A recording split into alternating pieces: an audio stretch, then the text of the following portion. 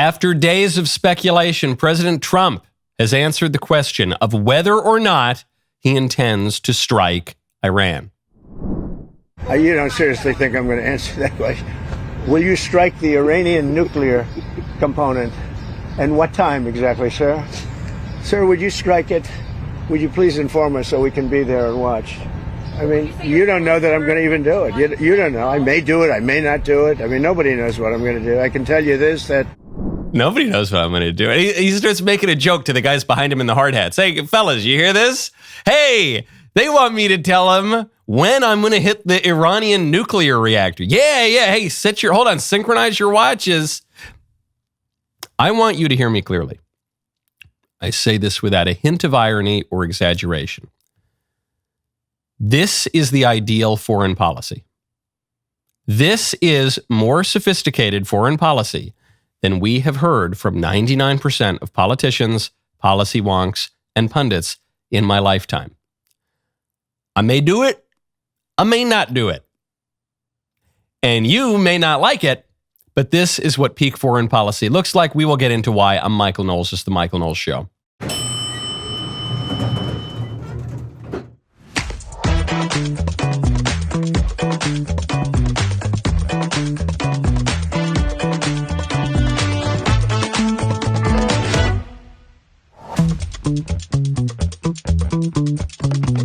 Welcome back to the show. Big Supreme Court win. Though actually some conservatives are saying, is it really such a big win? But I don't know, it feels like kind of a big win. The Supreme Court has upheld a Tennessee law banning transing the kids, and we've got the top lawyer behind the case, Kristen Waggoner, coming on later. First, though, I want to tell you about Beam. Go to shopbeam.com/Knowles. I have had some issues with sleep for my whole life. Namely, that I don't get enough of it because I go to bed late and I wake up early and I work a lot. I would strongly recommend you check out, if you have any kind of sleep problems, that you check out Beam's Dream Powder. Beam is proudly founded in America and run by people who share our beliefs: hard work, integrity, delivering results. It's a healthy nighttime blend packed with science-backed ingredients shown to improve sleep, so you can wake up refreshed and ready to take on the day. Dream is made with a powerful blend of all natural ingredients: reishi, magnesium, L-theanine, apigenin, and melatonin. Say all those things 5 times fast. So you will not deal with any of that next day grogginess that other sleep aids cause. Plus, I appreciate that Beam is an American company built and operated here. Each sale supports hardworking people and companies committed to doing things the right way. Here's the deal. Beam is giving our listeners the ultimate Patriot discount, up to 40% off. Try their best-selling Dream Powder. Get up to 40% off limited time. Shopbeam.com/Knowles. Use code Knowles at checkout. Shop, BEAM.com/Knowles. Use code Knowles for up to 40% off at checkout. Sleep better, wake up stronger, show up ready for your family, your work, your country. Because when you're well-rested, you're unstoppable, and this country needs more people like that. All anyone is talking about is the war in Iran. Israel's war in Iran that might become America's war in Iran, that might already be America's war in Iran. Why is America fighting a war in Iran? Are we really? Will we? All the guys, any guy, I can't speak to the women, but any guy who is at all interested in politics right now is just obsessively refreshing X and the social media feeds. Some would call this a waste of time. The fellows would say, no, we're monitoring the situation. No, we're just paying close attention. So what's going on? What are we monitoring? What's happening? What does Trump want? Trump wants no less than total victory. He said I was going back home to make a ceasefire. Not a ceasefire. We're long beyond ceasefire. And I said, why do you say that? Why would you say ceasefire? It's a bad term to use. Because a ceasefire means like everything's going swimmingly, we'll take a little time off. It's not. We're not looking for a ceasefire. We're looking for a total, complete victory.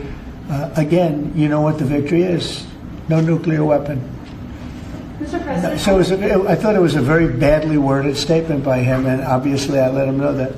I love he just brushes it aside when they said you want a ceasefire. In certain areas, you do want a ceasefire. In Russia, Ukraine, winding that conflict down, you want a ceasefire. Even Israel, Gaza, winding that conflict down, you probably want a ceasefire. You want the hostages to come back, but you want a ceasefire. Israel's other war with Iran, which is really just part of the same war. It's the culmination of that same war. It actually has relatively little to do with nuclear weapons, much more to do with the broader conflict around Israel, Palestine, Gaza, all the rest of it. He says, we don't want a ceasefire. I have been clear. I don't want Iran to have nuclear weapons. So it's not that I particularly care about this war or another war. It's not that I particularly want regime change. It's not that I want other goals of other nations, such as Israel in this case. But my line, the Trump line that I've campaigned on for a decade, Iran can't have a nuclear weapon. So I'm not interested in a ceasefire. You think the Israelis didn't tell the Americans when they were going to launch that attack? Trump knows about this. He wants more fire, or he wants Iran to say we won't have nuclear weapons. That's it. He says, we're long past a ceasefire. You had 60 days to make the deal. Day 61, we light you up. Sorry, the Israelis light you up, but we kind of are involved to some degree. And come on, let's be real. So what are the mullahs going to do in Iran? Well, according to them, they say they will not surrender to the United States. Here's Trump's reaction to their rejection of his demand for surrender. Iran says that they will not surrender. Say good luck. And what is the end game? Say it. I know locations run out. It's already run out. That's why we're doing what we're doing. You can take out. Yeah, they had 60 days and a big, 60 days, plenty of time. And they made a mistake. Honestly, they made a mistake. The U.S. does strike. Their country's in ruins. So many people are dead that shouldn't be dead. I say good luck. What do you say to the Ayatollah who says that he won't surrender? I say good luck. You're going to surrender. And Trump he is still pursuing something that's a little different from the Israelis. It's not that the American and Israeli goals are the same, and it's not even that the tactics necessarily are the same, though they're obviously in concert with each other. The Israelis clearly want regime change. For the Israelis, that is primarily what this war is about. It is not primarily about nuclear weapons. For Trump, I think it is primarily about nuclear weapons, and he believes some intelligence which says that the Iranians are close to nuclear weapons. Even though we've been hearing it for 45 years at this point, that the Iranians are 5 seconds away from a nuclear weapon. Some intelligence says that they are, some says that they aren't. They certainly do have an advanced nuclear program. There is zero question about that. So for Trump, it's about the nuclear weapons. And he's holding out the Israelis as the bad cop and saying, look, they want to decapitate all the mullahs and reinstall the Shah. Me, I haven't decided what I want to do. So tell you what, give up your nuclear weapons and maybe we'll make a deal. Now, for the Iranians, it's very difficult because Muammar Gaddafi in Libya got that same deal. And then what happened? The U.S. went in and took him out, even after he gave up his nuclear program. So I understand it's a complex situation all around the Middle East. And it's complex at home because Americans, especially Trump's base, do not want to get bogged down in another dusty war in the sandbox to create a democracy in the Middle East. They don't want a long war. And they're shouting this at Trump from the rooftops. And the point that I've been making on the show all week is, you think Trump doesn't know that? You think the guy who managed to recreate the Republican Party, create a voter coalition that allows Republicans to win the popular vote for the first time in 2 decades, the guy who wins the top political office in the world on basically his first try, and then becomes only the second president in American history to win a non-consecutive second term. You think that guy doesn't have his finger decently on the pulse of the American electorate? Of course he does. So he was asked about this. Well, what about the fears of a long war? Trump says, a long war? Why do you think I want a long war? Some of the people in the base don't want a long-term war. They're afraid that we're going to get into a long-term war. We're not looking for a long-term war. We're looking, I only want one thing. Iran cannot have a nuclear weapon. Right. That's it. I'm not looking long-term, short-term. And I've been saying that for 20 years. I've been saying it as a civilian who got a lot of publicity. People would cover it. Very simply, Iran cannot have a nuclear weapon. That's it. Okay. Simple as, he says, look, I don't want a long-term war. So that gives you a sense of Trump's view here. Trump is saying, no, I am not George W. Bush. I'm not Dick Cheney. I'm not going to get bogged down like we did in Iraq or Afghanistan. I'm not like Barack Obama, for that matter. I don't want to get bogged down in a long-term war. But of course, the rejoinder to that is, well, maybe you won't have a choice. When you go into war, you don't necessarily get to decide when the war ends. Your opponent gets a say in war too. And I think this is giving people flashbacks to 20 years ago, more than 20 years ago now, 23 years ago, when Defense Secretary Donald Rumsfeld was on a radio show. He was trying to sell the war in Iraq. I think this was November 2002. And he infamously said, the war in Iraq? That's not going to be a long war. Don't worry, we could wrap that thing up in months or weeks or even days. The Gulf War in the 1990 lasted 5 days on the ground. I can't tell you if the use of force in Iraq today would last 5 days or 5 weeks or 5 months, but it certainly isn't going to last any longer than that. It certainly isn't going to last any longer than 5 months. And guess what happened? It did. So what does that mean for the Trump policy in Iran? We'll get into that in one moment. Then we'll get into another big Trump victory and another big public battle, not with the mullahs in Iran, but a big public battle he was having with Tucker Carlson. We'll get into that in 1 second. First, I want to tell you about Manukora. You need to go to manukora.com/Knowles. Are you looking for something simple and delicious to add to your wellness routine? Emphasis on delicious is where I would really put it. You got to check out Manukora honey. Now, you probably heard you should add honey to your routine. I didn't say you should add honey, just honey. You got to add Manukora honey. Truly exceptional because it offers both incredible flavor and remarkable health benefits. This rich, creamy honey is ethically produced by master beekeepers in New Zealand's remote forests, where bees collect nectar from the native Manuka tea tree. What makes this honey special is its impressive nutritional profile. It's got 3 times more antioxidants and prebiotics than ordinary honey, providing powerful support for your immunity and gut health. It even contains MGO, which is a special antibacterial compound that comes from the tea tree nectar. Though you can certainly enjoy it throughout the day as a healthy sweetener, just 1 heaped teaspoon each morning is all you need to benefit from Manukora's amazing bioactives. Now, I don't care how much sweet little Elisa loves the Manukora. I'm keeping a jar at my office. I'm not bringing it all home because what if I want it during the office when I have my little tea? Okay, you got to go try right now. Manukora honey, manukora.com/Knowles, KNWLES, to save up to 31% plus $25 worth of free gifts with the starter kit, which comes with an MGO 850 plus Manuka honey jar, 5 wooden travel sticks. I love the travels, the little wooden spoon, they're great. And a guidebook. Manukora.com/Knowles, MANUKORA.com/Knowles. Save 31% plus $25 worth of free gifts. Rumsfeld there says, look, the Gulf War in the 1990s, the first Iraq War in 1990, that lasted on the ground 5 days. And the whole war lasted about 5-6 weeks. And then we were out. The second Iraq War did not last 5 or 6 weeks. The second Iraq War lasted almost 9 years. And what was the difference? Actually, in the second Iraq War, the hot fire, go in, declare victory, that was relatively quick. I even talked to buddies of mine who served in Iraq. I mocked the notion that we would be greeted as liberators. My buddies who were there are saying, no, we actually were greeted as liberators. All the screw-ups occurred afterwards. Disbanding the Iraqi military, all the kind of political corruption, the attempt to nation build and all the rest of it. But whatever the excuses, didn't work out. Rumsfeld was catastrophically wrong in his predictions of what would happen in the second Iraq War. And Americans have a political PTSD to that. Our servicemen, many of them have literal PTSD, and Americans have political PTSD. We don't want that again. We do not want to get bogged down in another 9-year war in the Middle East. A war that does not seem to serve our direct national interests. A lot of people scratching their heads, why are we even in this war? If it does serve American interests, it seems in a more abstract kind of way, like for the cause of nuclear nonproliferation. So where does that leave us? Well, it means that the doves have a point. You don't always get to say when your war wraps up. But you got to give Rumsfeld his due here.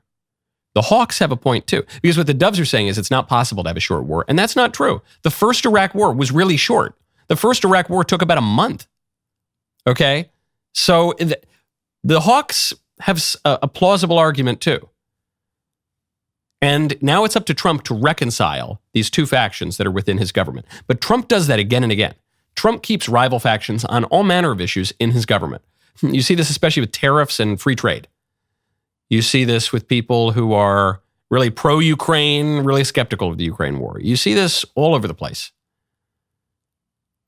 And we're waiting, and we actually don't know what he's going to do. I'm saying the thing that no political commentator is allowed to say, even though it's accurate, which is we don't know what Trump is going to do. If you're a political commentator, you have to say with dead certainty, I know exactly what Trump's going to do. I can totally predict the future. I've got a crystal ball.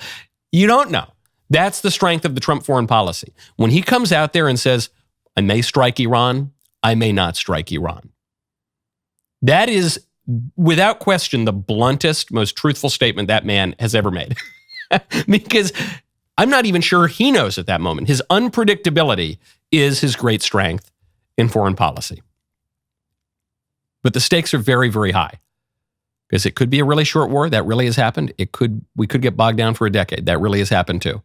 And Trump might not strike them at all. It would behoove the mullahs to make a deal. Maybe it's too late. Now, speaking of feuds that Trump has fought, and one that he recently won, Trump has been feuding with Tucker Carlson. Tucker's been hitting Trump pretty hard over the prospect of a war in Iran.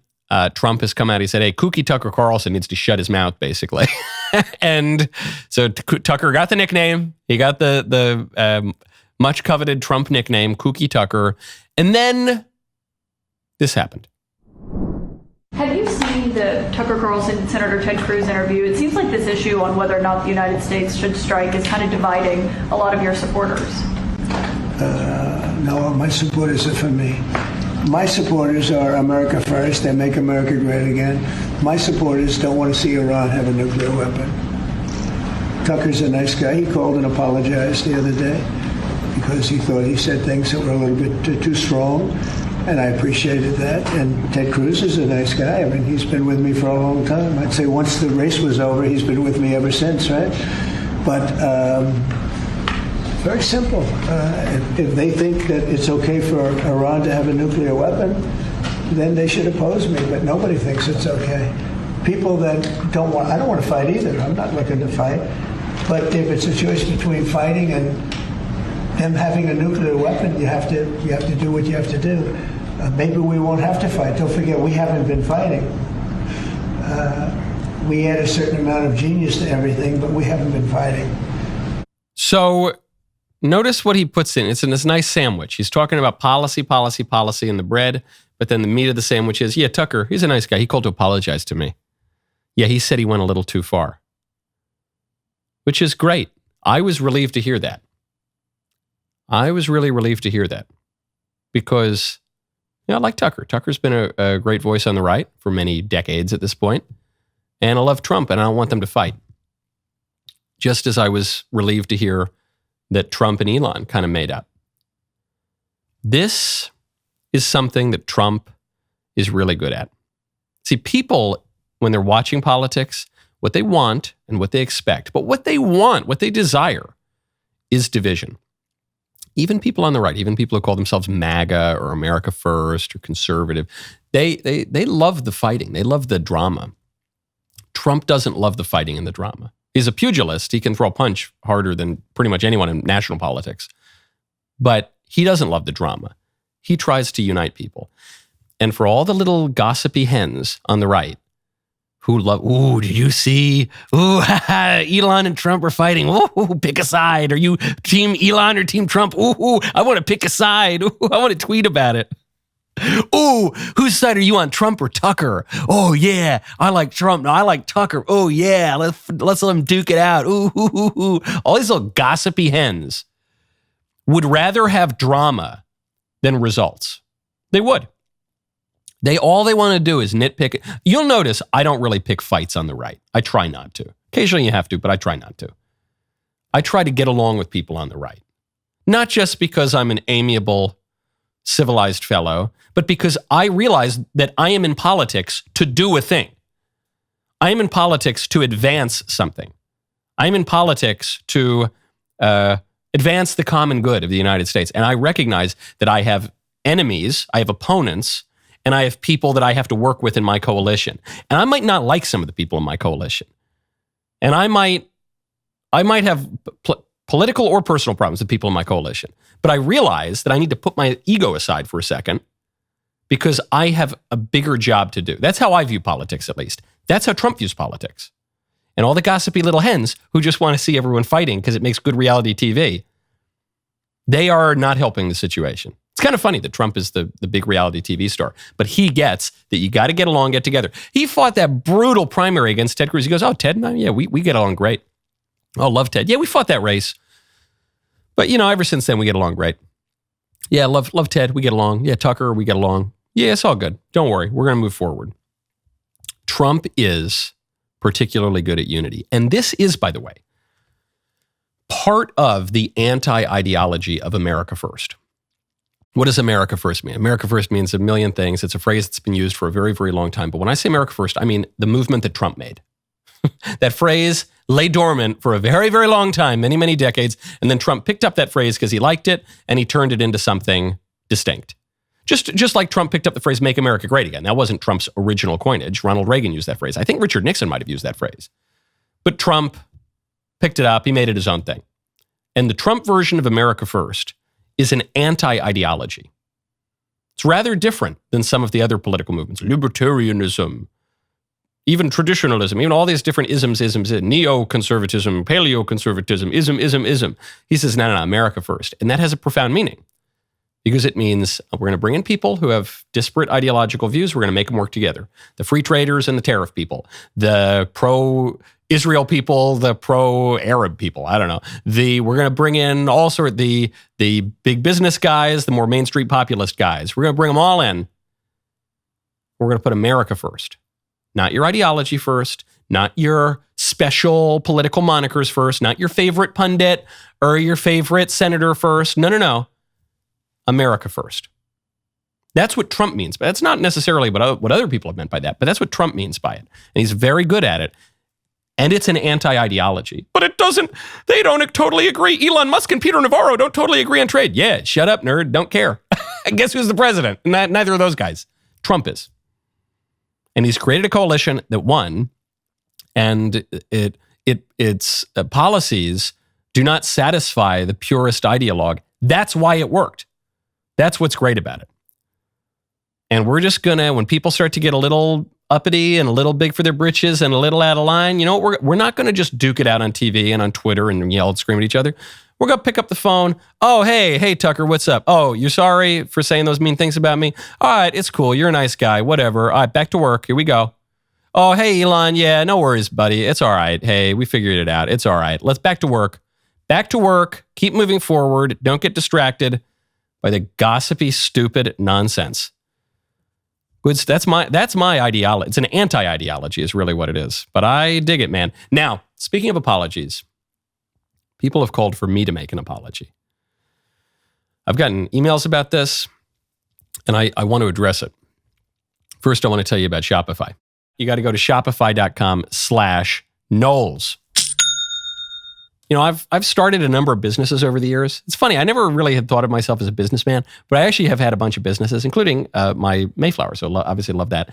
And Shopify is the commerce platform behind millions of businesses around the world and 10% of all e-commerce in the US. Shopify is the platform. We use it in our own DailyWire shop to make sure things are running smoothly and efficiently so you all get the goods. Now, you might be asking, what if I can't design a website? What if I'm worried people haven't heard of my brand? Don't worry about it. Shopify has you covered even there from the start with beautiful ready-to-go templates that match your brand style and help you find your customers through easy-to-run email and social media campaigns. If you need a hand with everyday tasks, their AI tools created specifically for commerce can help enhance product images, write descriptions, and more. Plus, their award-winning customer support is available 24/7 to share advice if you ever get stuck. Turn your business into with Shopify on your side. Sign up for your $1 per month trial. Start selling today at shopify.com/Knowles, K-N-O-W-L-E-S. That is shopify.com/Knowles, K-N-O-W-L-E-S. Shopify.com/Knowles. Before we get to the weird drag performance in the Oregon House of Representatives, before we get to the return of an illegal alien who was deported to El Salvador, he's coming back to America, before we get to any of that, people have asked for me to make an apology because they say I am mispronouncing the country that we might be at war with. Iran. I say Iran. Sometimes I've said Iran. Sometimes I've said have I said Iran? I've said Iran. I don't know. I've said a different bunch of different ways. But they're upset that I said Iran. I said, Michael, you Philistine, you silly fool. I got an email about this. You fool. You say Iran. Don't you know the country is pronounced Iran? Iran. And to which I have to ask you, when you go to the country that's shaped like a boot on the map of Europe, do you say, oh, I'm really excited. Yeah, this summer my wife and I are going to go on our honeymoon to Italia.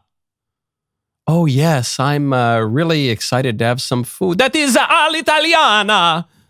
I cannot wait to have some spaghetti alla carbonara. Va bene, cosa pensate voi, bravissimi ragazzi? Ai, ai, ai. No, you don't say that. You know what you say? You say Italy. I'm going to Italy. I'm going to eat some Italian food. You know why you say that? Because you're an American and we're in America and we speak American. That's why. And it goes even further with Iran. The Iran, this and that. Iran so far away. Because you know where the word comes from? Arya, like Aryan. I mean, it's come from Aryan, actually. The Shah of Iran.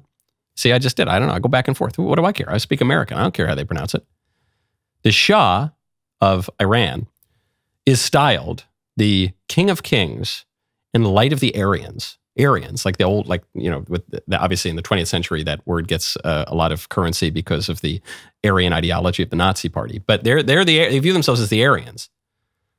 Okay? And how do you pronounce Aryan? Do you say Aryan? No, you don't. Aryan. Okay? I have become, in this explanation, I have become the light of the Aryans, even though I'm a little dusky.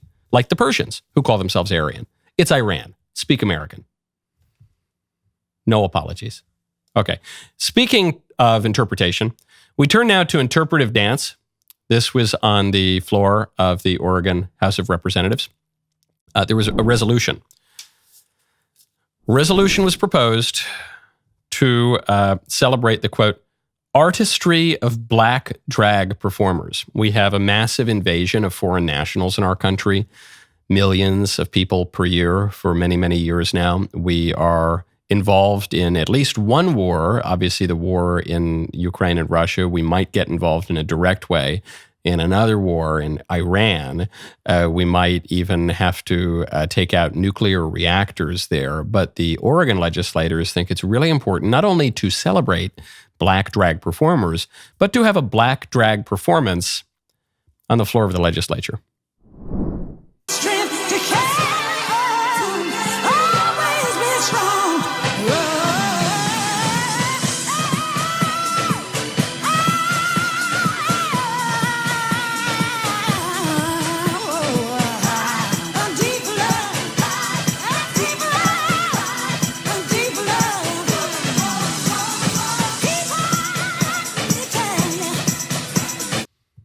This is how and why Julius Caesar took over in 49 BC. This is how. People, they don't get how. In our modern conception of democracy, we think that Julius Caesar is the bad guy. Julius Caesar is the good guy. And the Roman people understood Julius Caesar to be the good guy. You know why? Because the institutions of the Republic, the Roman Senate and the even just the public morals in the Roman Republic at this point had so decayed that you had this kind of stuff. You had legislators, you had senators who were taking bribes, who were corrupt. You had widespread sexual immorality and license throughout the society. You had creepy, filthy, degenerate, shallow, degrading stuff. And then Caesar comes in. There used to be old stoic Roman virtues in the Republic. By the time Caesar comes around and crosses the Rubicon, those are pretty well worn. You know, they've atrophied quite a lot. And that's the same thing that we're seeing here. When you ask why people want a strong man like Trump to come in, and really one of the big complaints about Trump is it's not that he's too authoritarian, it's that he's not nearly authoritarian enough. It's not that he isn't deporting enough people, or rather, it's not that he's deporting too many people, it's that he's not deporting nearly enough people. Said he's not bringing his fist down nearly hard enough on the bureaucracy and the criminals in the streets and the foreign nationals pouring into our border and the adversaries abroad who are mocking us and the degenerates who are corrupting children and all of it. That's the complaint. That's the only complaint. And by the way, he's the guy who won the popular vote, okay? That's how. Because you look at those legislators, and those legislators would be the first to tell you, these libs in Oregon, they say, we are defending democracy against the authoritarians. We are the brave, intrepid keepers of the republic. A republic if you can keep it. And that is why it's so important to have gross, degenerate sexual fetish performances on the floor of the legislature. You say, okay, whatever that is, I want the opposite. Caesar, oh Cesare mio, perché non m'accompagni? Please, Caesar, oh my Caesar, why do you abandon me? The bridle is fitted, but the saddle is empty. Why? That's why. The more I see of that, please. They say no kings. There's going to be a no kings protest against Trump. Okay. All right. I guess for now, what? We have to wait for Baron, Octavian Augustus Trump the first to be the king. Okay. I guess we have to wait a little longer. Speaking of the federal government, the Department of Justice has announced that it will return Kilmar, Abrego, Garcia. I know the news cycle moves very, very fast. You probably forget that name. Do any of you remember that name, Kilmar, Abrego, Garcia? He is Democrat Senator Chris Van Hollen's boyfriend. You know, he's the guy, the judges found him very likely to be a member of MS-13, and he appears to be a human trafficker, and he is certainly an illegal alien, and he was deported. There seemed to be a court filing from his wife for an order of protection because of domestic abuse. So this guy was deported, this illegal alien, probable gang member, wife beater. He was deported, and then a Democrat senator from Maryland flew down to take him out on a romantic lunch because he doesn't care about his constituents, doesn't care about the people who are the victims of these illegal criminals. He wanted to wine and dine the gangster. Well, the libs won, sort of. The court said, you've got to fly this guy back home. This is what Trump is up against. You got to fly this illegal alien gangster back home. Okay. So the DOJ says, all right, we're gonna bring him back home, and we are immediately going to prosecute him. So actually, maybe this guy, Garcia, maybe he would rather stay in El Salvador. He's being returned to the United States to face charges that he smuggled many migrants, including minors. He's a child smuggler into the United States, allegedly. This is a guy who was told 6 years ago that he would be deported. There's not even a slight question about his legal status. But what Trump is up against is courts, even one federal district court of 700 presumes to stop the executive agenda of the United States. But the courts have said, all right, you gotta fly Senator Van Hollen's boyfriend back home. Okay. All right, fine. Prosecute him. Throw him in prison. Throw away the key. Speaking of conservatism and foreign policy, one last point on foreign policy from our Director of National Intelligence, who there are reports out now that DNI, Tulsi Gabbard, is on the outs with the Trump administration because she's much more dovish. She ran for president herself as a Democrat on a more non-interventionist foreign policy. She served in the military herself. She posted a video just before the tensions in Iran really kicked off. And it was a video, curiously, not about this conflict, but about a previous actual nuclear conflict, Hiroshima and Nagasaki. I recently visited Hiroshima in Japan and stood at the epicenter of a city that remains scarred by the unimaginable horror caused by a single nuclear bomb dropped in 1945, 80 years ago.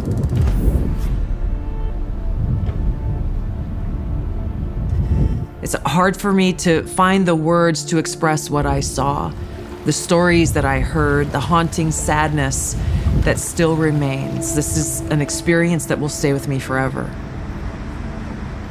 This attack obliterated the city, killed over 300,000 people, many dying instantly while others died from severe burns, injuries, radiation sickness, and cancer that set in the following months and years. Yet this one bomb that caused so much destruction in Hiroshima was tiny compared to today's nuclear bombs. The bomb that was dropped on Hiroshima had a yield of just 15 kilotons of TNT, whereas today's nuclear warheads range in size from 100 kilotons to over 1 megaton. A single nuclear weapon today could kill millions in just minutes. So people were scratching their heads. Some people said, why is the United States apologizing for using nuclear weapons? Now, that's not. I don't think that's what Tulsi's video is. However, I think it's important for Americans to consider the ethics and morality of our actions.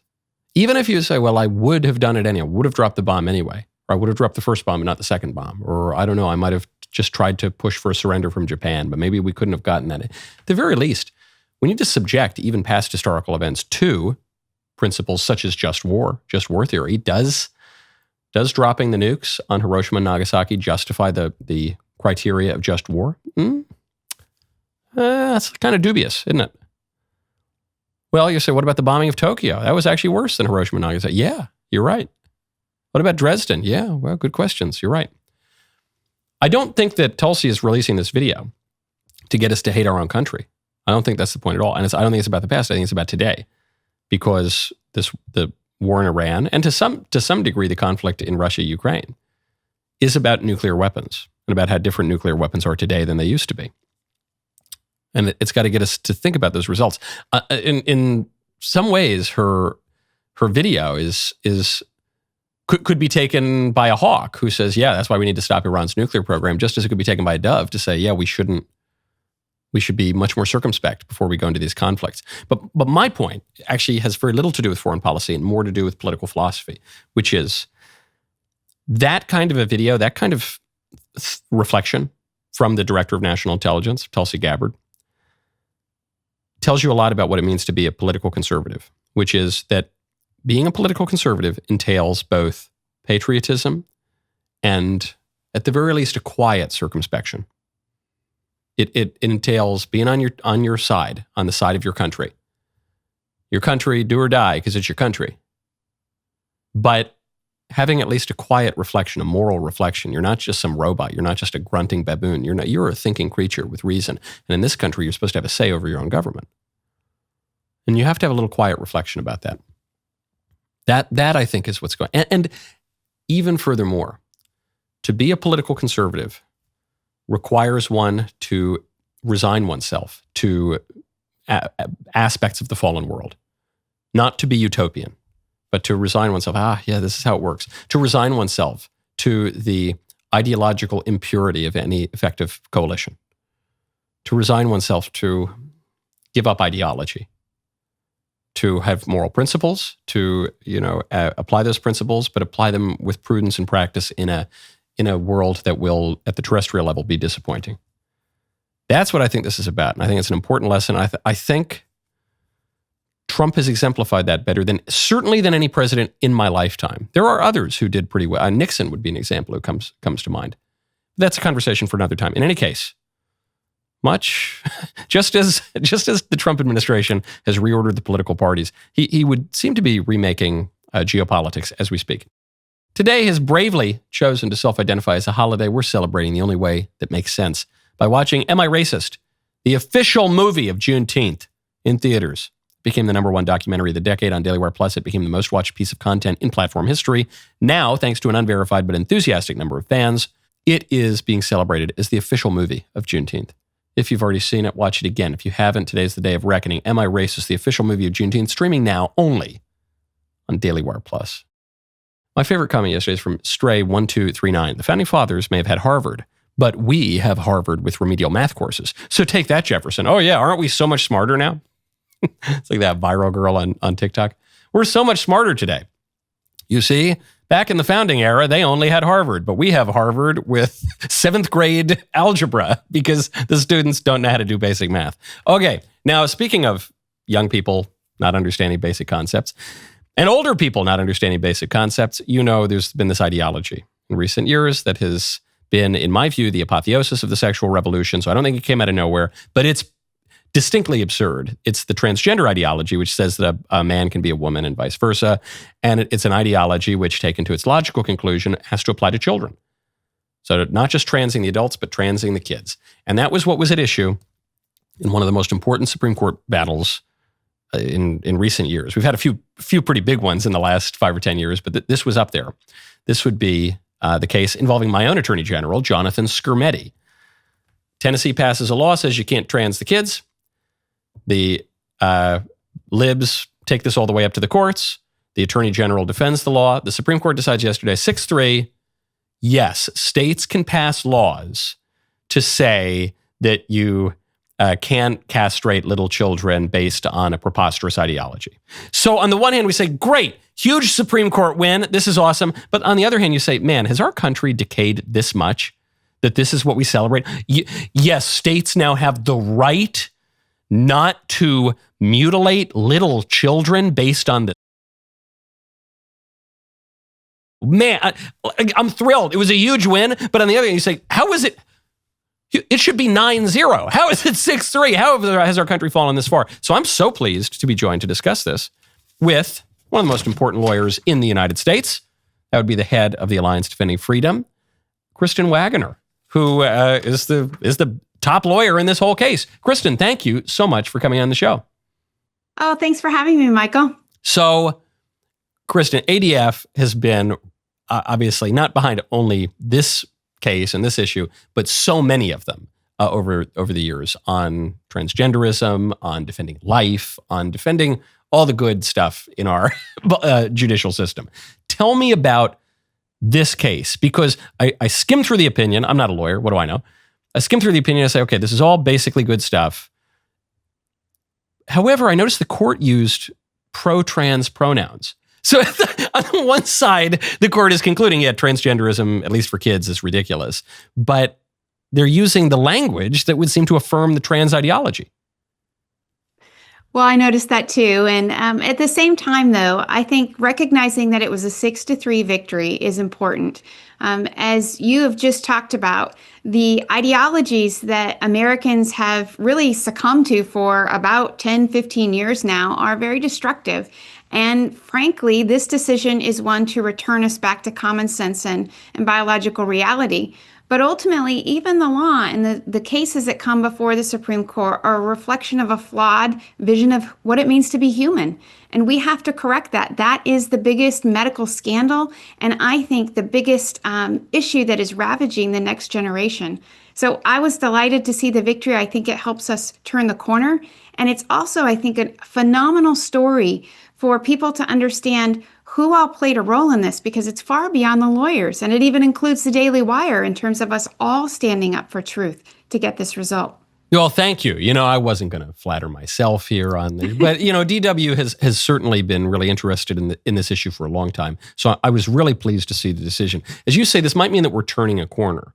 And that's what I'm hoping for, because it's been my assumption from the beginning that just as transing the kids didn't come out of nowhere, I don't think that it's untransing the kids is going to lead nowhere. You know, it seems to me transing the kids comes from the whole sexual revolution, this radical idea of feminism that men and women are basically the same, which leads to the LGBT movement, which says men and women are basically the same, which leads to redefining marriage and the Abrego decision, which says men and women are basically the same, all the way to the trans stuff.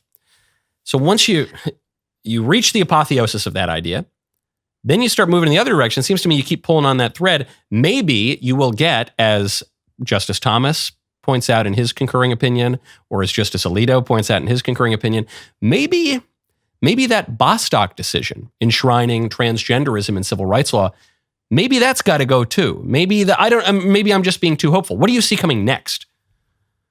Well, right now we have 2 cert petitions pending at the United States Supreme Court, and they've been sitting there for some time, and they involve women's sports, the equal opportunities for women and girls to be able to participate without having to compete against boys who we know have a distinct physical advantage. Those petitions we've been waiting on, and we believe they've been held pending this last decision. It's important to also remember that just as 26 or so states passed laws to stop the medical transition or to stop activists from imposing harmful drugs and surgeries on children, about the same number of states have taken that same action to ensure that girls have privacy in their locker rooms and their bathrooms, and that they also have fair opportunities to compete on the playing field. Those issues are undecided. And while this decision is going to substantially impact those decisions, they don't necessarily resolve them. In fact, I don't think they do at all because of the way the United States Supreme Court resolved this particular issue under the Equal Protection Clause of the Constitution. Can you just say, before I let you go, Kristen, could you just say a little bit more about that? How did they resolve this issue in such a way? Because you would imagine this would have sweeping implications. If you say, look, you can't trans the kids, it would seem to suggest, okay, well, maybe you're suggesting that men can't actually become women, but the court doesn't go that far. Maybe you're suggesting that transgenderism is not actually protected as a suspect class under civil rights law or whatever. But it doesn't really go that far. So what is it? How do they do it? They're very, the court tends to be a little Jesuitical in some of its argumentation. So what does the court really say here, and what does the court not say? The court generally, in issuing its decisions, is going to do so on an incremental basis. And so this is what happened here, is they dealt with just the issue at hand. And under the Equal Protection Clause, the question is, if you have people that are similarly situated, is the legislature treating them similarly? So are boys and girls similarly situated, and does this law discriminate on the basis of sex? That was the primary issue before the court. And the court said it does not. Instead, the classifications that are in it involved age, and that it applies to minors, and it involved what you're using the drugs for. What is the purpose of the puberty blocker or the cross-sex hormone? And that's the basis on which they ruled. Now, there are concurring decisions in this case that then take it further, like Justice Thomas focuses a lot on the science. Justice Barrett focuses a lot on the fact that transgender status isn't a protected class, meaning that it gets higher scrutiny. And so all of these other issues have to be fleshed out by the court, including Bostock, that decision that you referred to that applied to Title VII. It was a wrongly decided case. We hope that it is reversed eventually, and we are working towards that. But we also need to cabinet because it's toxic to the rest of this issue. And I would say that this does have profound implications, this current decision, when it comes to, if you think about the executive order that Trump issued on stopping federal funding for these types of surgeries and these types of procedures. It will have a massive impact. It will have an impact on any time federal funding is at issue or equal protection under these so-called medical transitions that we know are harmful to kids. But we still have the playing fields as well as secret transitions in public schools that are going on, and all the other ways that gender ideology is ravaging this generation. We have to fight that fight, and it takes all Americans to do it. We have to speak truth. And we know that science is on our side as well as common sense.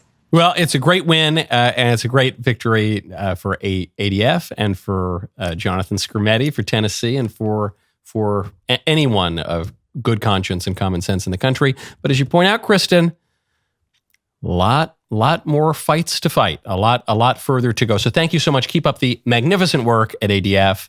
Thank you to all of you. We will be right back in the Membrum Segmentum.